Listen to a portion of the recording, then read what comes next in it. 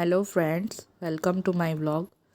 तो ये कुछ इस तरीके का नज़ारा था सुबह का मेरी खिड़की के बाहर। और सुबह की शुरुआत कर दी थी मैंने ब्लैंकेट फोल्ड करने से। तो सुबह सुबह सब सबसे पहले मैं यही करती हूँ हर रोज़ कि ब्लैंकेट अच्छे से फोल्ड करके रख दूँ और बेड सब ठीक कर दूँ अच्छे से।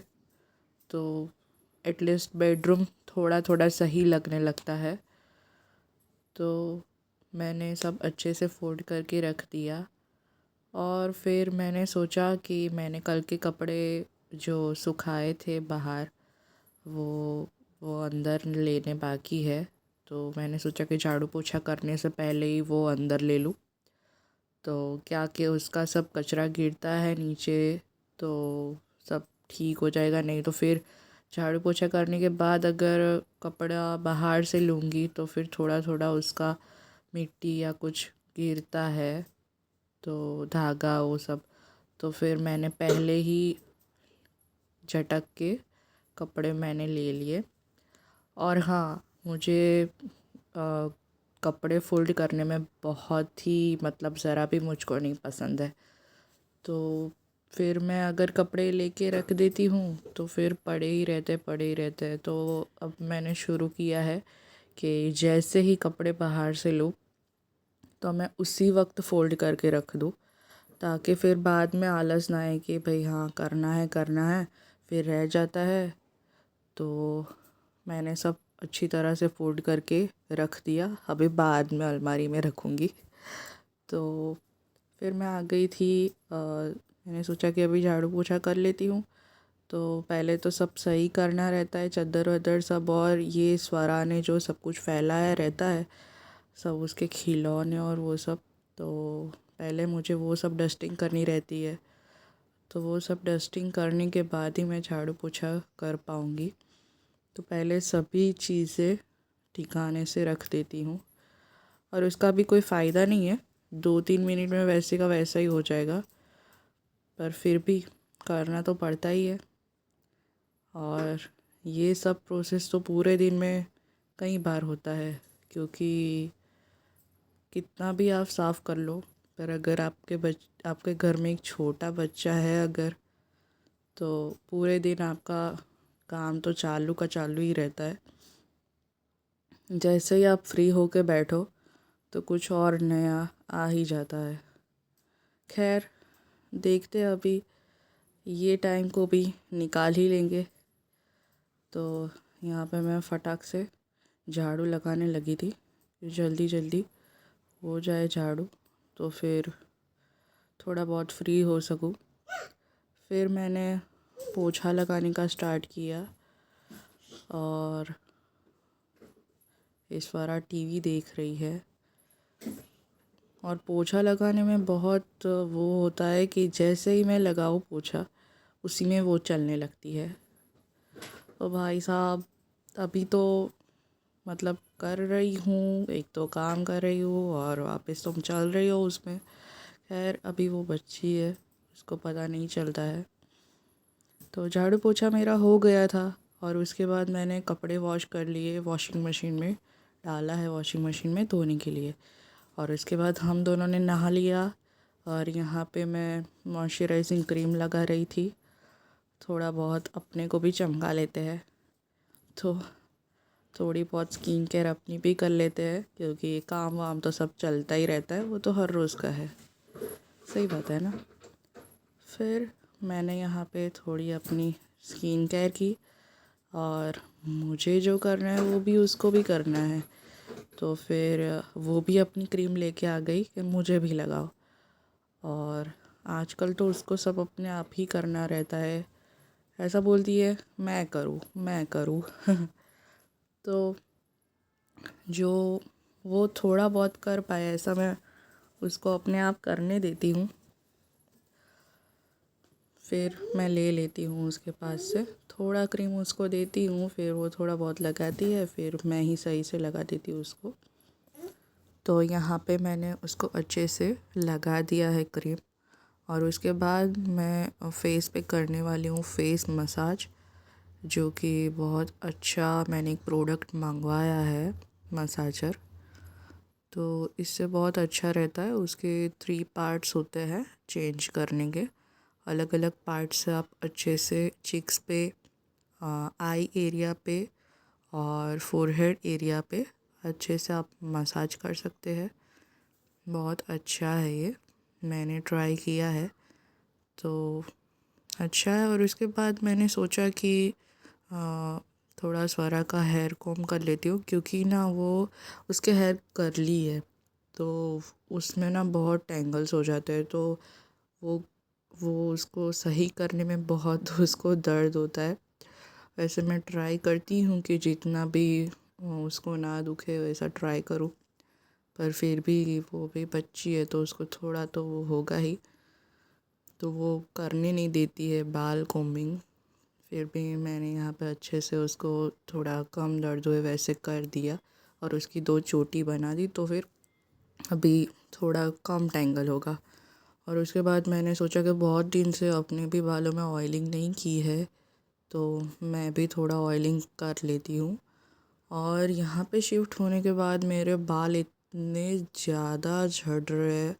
अब पता नहीं ये पोस्ट प्रेगनेंसी का है या फिर पानी ख़राब है, पता नहीं क्या ही वेदर के वजह से है, पता नहीं।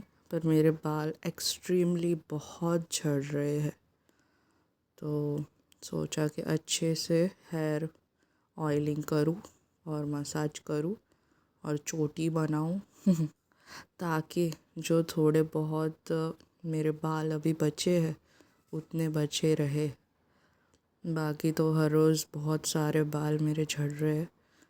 तो अपने आप को भी थोड़ा मैंने यहाँ पे रिलैक्सिंग फ़ील करवाया और फिर अच्छे से काफ़ी देर तक मैंने कॉम्बिंग की बालों में, ताकि जो रूट्स होते हैं वहाँ पे थोड़ा ब्लड सर्कुलेशन ठीक से हो जाए। और फिर मैंने अच्छे से ब्रेड बना ली।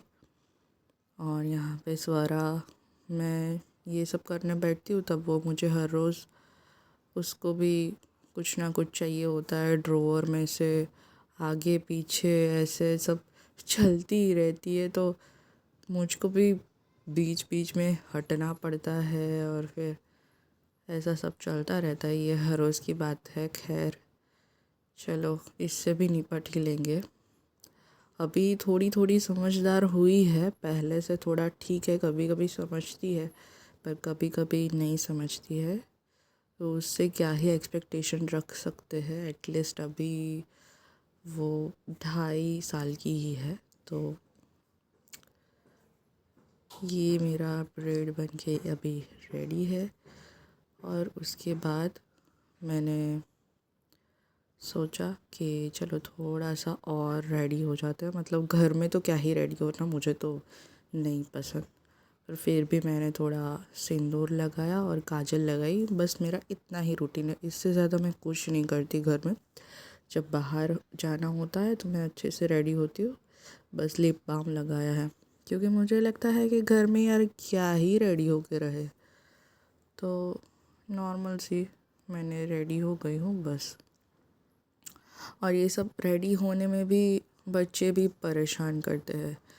तो फिर लंच का टाइम हो गया था, तो स्वरा वैसे खाती नहीं है, तो मैंने उसको यूट्यूब में ये जो क्ले वाला वीडियो आता है वो चालू करके दिया और उसके लिए राइस और घी के साथ मैंने उसको लंच खिलाया।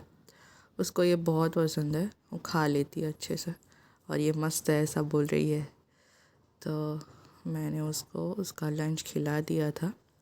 और उसके बाद मैंने आंवला भिगोए थे, तो उसको बहुत पसंद है आंवला, तो वो खा रही थी। तो बोलती है तुम भी खाओ, तुम भी खाओ। तो फिर मुझको भी उसने खिलाया। और इसके बाद मेरे कपड़े धुल चुके थे, तो मैंने सोचा कि चलो अभी सुखा देती हूँ। तो फिर मैंने उसको सुखाना स्टार्ट किया। और हाँ, हमारे घर के सामने कंस्ट्रक्शन चल रहा है अभी। हमारा फ्लैट वैसे पूरा नहीं है अभी। हमने हमारा 1 ईयर हुआ है शिफ्टिंग होने के बाद, और सामने की बिल्डिंग अभी बन रही है। तो कुछ ही महीनों में वो भी रेडी हो जाएगा। तो ये थोड़ा जो धूल मिट्टी वाला प्रॉब्लम है वो सॉल्व हो जाएगा। तो देखते हैं कब तक सॉल्व होता है। उसकी वजह से कपड़ों में सब मिट्टी विट्टी बहुत लगती है, तो बहुत झटकना पड़ता है, और धूल सूख जाए तो फिर तुरंत ले लेना पड़ता है, वो सब रहता है। उसके बाद मैंने तैयारी शुरू कर दी थी शाम के डिनर की। तो उस दिन मैं दाल चावल सब्ज़ी रोटी सब बनाने वाली थी। तो मैंने एक ही कुकर में दाल भी उबलने रख दिया और राइस भी रख दिया है। तो मैं कुकर चढ़ा दूँगी। और मैं और मेरे हस्बैंड जनरली दोपहर को कम ही खाते हैं, या फिर फ्रूट्स और वो सब तो कभी कभी नहीं खाते हैं। तो हम लोग रात को डिनर अच्छा करते हैं, मतलब कि थोड़ा दाल सब्जी रोटी वैसे। और मैं आज बनाने वाली थी पापड़ी की सब्ज़ी। तो मैंने शुरू कर दिया था उसको सब सही करने का। और ये स्वरा मुझे उसको इस तरफ जाना होता है, उस तरफ जाना होता है और बोल रही थी कि मैं भी करूँगी साफ़ पापड़ी, और मैं भी आपको सब दाने निकाल के दूँगी। तो उसको उससे होता नहीं है, फिर भी बोलती कि मैं करूँगी मैं करूँगी। तो मैंने थोड़ा थोड़ा बहुत खोल के, आगे से थोड़ा खोल के फिर उसको दे दिया ताकि वो पूरा कर सके। तो मैंने उसको थोड़ा दे दिया ताकि मुझे भी थोड़ा कम परेशान करे। तो इस तरह से मैंने सारा एक कर लिया था। और उसके बाद मेरी कुकर की सीटी भी हो गई थी, और ये दाल और राइस बन गए थे। दाल उबल के रेडी हो गई थी और राइस भी ऑलमोस्ट बन गए थे। तो इस तरह से अगर आप रखते हो ना, तो आपका जलने का प्रॉब्लम नहीं होता, और दोनों चीज़ें एक साथ ही हो जाती है, तो गैस भी बचता है। तो मैं तो हर बार इसी तरह से ही करती हूँ। और एक तरफ मेरी सब्जी बन रही थी, जो कि है पापड़ी, आलू, बैंगन और टमाटर अभी डालना बाकी है मुझे, क्योंकि ये सारी सब्ज़ी हो जाए उसके बाद टमाटर डालना है। तो बाद में मैंने टमाटर डाल दिए थे और ये सब्ज़ी रेडी है। और दाल भी मेरी बन गई थी, और मैंने मेरी चीनी बगैर की सब्ज़ी साइड में निकाल ली है। ये आटा भी गूंद चुका था। तो मेरी सब्ज़ी अलग है चीनी बगैर की। और फिर रोटी बना ली थी मैंने। तो कुछ इस तरह की थाली थी मेरी। ठीक है फ्रेंड्स, आज के लिए इतना ही। मिलते हैं नेक्स्ट ब्लॉग में। तब तक के लिए बाय बाय, टेक केयर।